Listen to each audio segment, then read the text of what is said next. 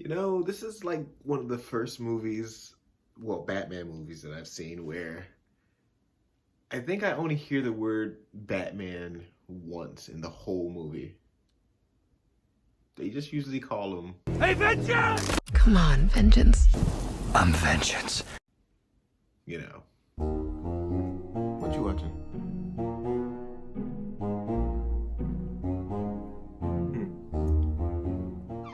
Hey guys, so I just seen the movie Batman, and it was... So the Batman picks up 2 years into Batman's career, where Batman right now has gone full detective mode because he is now faced with the murderous rampage of one sadistic killer named the Riddler. And now Batman is forced to team up with the only good cop in the city, Jim Gordon, as they work together to investigate Gotham's seedy underbelly. And even Batman tries to work out and find out his own family's involvement. So that's basically... that's basically the whole movie plot. I mean, without giving away spoilers, but going forward, I can't really promise that. So this is basically going to be more so like a review about the things that I liked in the movie. It's not really going to be like a shot for shot thing because that will take forever. And I don't really, I can't, it's just not. But overall, like I can say I really enjoyed this movie. But when it comes to Batman in this movie, the thing is he is basically Batman for the majority of the movie. That works in this movie, but the thing is it didn't work really for me because really when I look at Batman, I look at him as the duality between Bruce Wayne and Batman, and those are two separate people. Those are two necessary masks that he puts on to protect these identities from both of his counterparts. But in this movie, and I get it because he's like a younger Bruce Wayne, like he's supposed to be in like his late 20s, and I get it, so he has time to grow. But I didn't really like the fact that basically it was just a one-dimensional character. Like Batman was Batman in the suit and out of the suit, and I guess midway in the suit because there's a points in time where he's kind of like fighting with his raccoon eyes and like it's, I mean, I like that scene. I like that element of it, but I just think that when there is a sequel, there's going to be a more focused character development of him. But he did develop in this movie, but I just felt it was no clear difference between Batman and Bruce Wayne. I really just felt like it was just one character, and for me it didn't work as well because I mean, if you don't know who Batman is, you would just think this is just a guy who beats up people at night. But you're like, okay, what is his crusade? What keeps him going? Why does he have the moral compass that he has? Those questions aren't really explained because you're kind of expected to know that. Like somewhat like how Spider-Man is. I feel like it's going to be a trilogy of movies or whatever where this Batman has that time to grow into the Batman we know and love. But for now, again, we just are faced with him. But speaking of Catwoman and Penguin, both of those people are excellent additions to this movie. Like Catwoman, I really liked her motivations as far as who she is and what kept her going, and and this, I guess, the twist in the movie that her and Carmine Falcone was daughter and father, and I don't really know that. Honestly, like when it comes to my Batman knowledge, I get most of it, but this is more of like, okay, I know of the Falcone guy, but I don't know. I don't really care for him because I'm always like comparing the Falcone guy to a person who dies in Batman, and I feel like in every iteration of him, you always see him die. So I'm just like, well, I don't really care about that. Really, like who does? Like whatever. But Catwoman, I liked her motivation again. Like she was cool for what she was, and of course, everyone is like kind of building up from the ashes and kind of growing into who they're supposed to be. Like Catwoman, you see her costume is super minimalist because she's broke, she doesn't really do much, so of course she just has a fucking ripped up what is this, a Scully or something like that, where it's a cat burglar mask with little ears.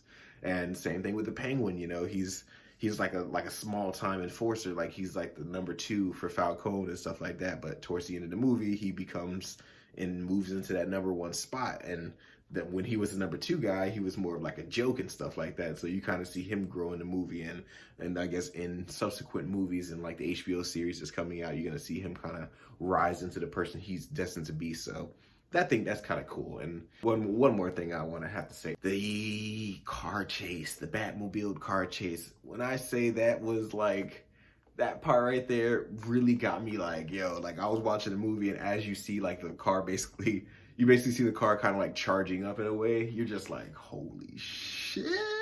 Like, you're just like watching it, you're just like, oh, and then finally the guy gets started, and the Penguin kind of like rides away, and you see him driving through traffic, and like trucks are flipping, and the Batman's driving through like concrete pillars and stuff like that, and you're just like, and then of course, you know, that scene in the trailer when the Penguin's like, I got you, and blah blah blah. You see the Batman kind of like jump through a ramp, and you're just like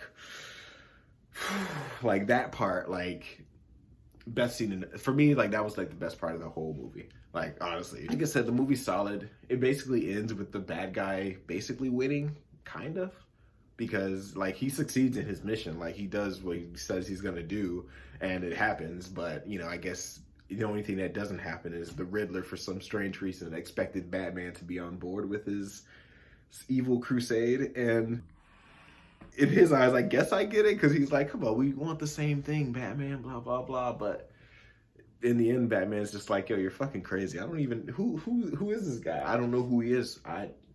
Anybody? That's kind of like how the Batman is like, no, like, dude, just stop what you're doing and, you know, just tell me what I want to know. I really like the fact that this Batman is inexperienced, you know, and when I say inexperienced, it's just like, of course he has a lot to learn because he's only been Batman for 2 years. So it's like, you can definitely see the growth that will happen in the next few years, and the next few movies about this Batman. So yeah, that's the thing I liked about it, the potential and what you can see from it.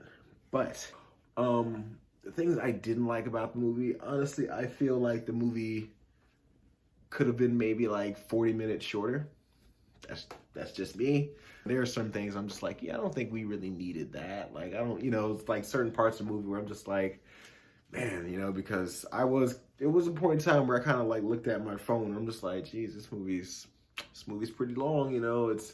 I get it, you know, and I feel like even the story we got, it was just like, it was a good story, but I feel like it could have been enhanced by certain things. Like, for example, like earlier when I said, like, you don't really understand Batman's motivation, and in this movie, again, you don't really get that. You just see a guy beating up people. Like, that's basically it. And then you see this same guy working with a police officer. Some police don't like him. The majority of the police don't like him.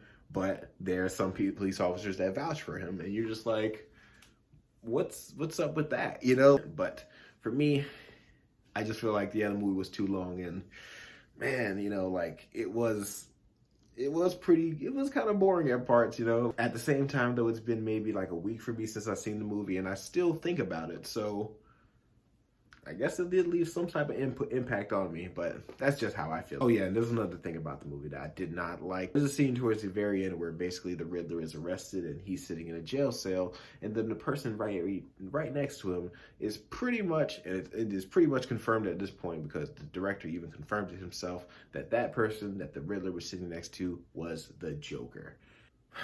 So I guess it's supposed to be just like a hint towards the future of him, because I feel like every one of these characters are, and I think I've seen some interview with him saying he wanted to do like Mr. Freeze. So, you know, I mean, I hope we don't get a Joker anytime soon. Maybe like some sprinkles and hints towards him and stuff like that. That would be cool. But that's just me. 7 out of 10 for sure. I liked it. I didn't love it. Would I watch it again? Yes. Would I pay to watch it again? No. It was a good Batman. I would give it that. The suit, I didn't really get how it worked. The suit was bulletproof, but the cowl was leather. I don't understand that. And whew, man, I like the Penguin. The Penguin was a good character in this movie. I really like the Penguin. But yeah, do I recommend people watch it? Of course. If you're a diehard Batman fan, you'll love it. Me personally, I'm like in the middle, maybe like a 5, 6. I kind of like teeter between that level of a Batman fan. So yeah, watch it. Let me know what you think. Did you like it? Did you love it? Did you not care? Do you feel how I feel, where you're just like, yeah, it was fine, but let me know how you feel. I'm very interested. But for now, I've been Gerald, and I am vengeance. I am the night. I am Batman!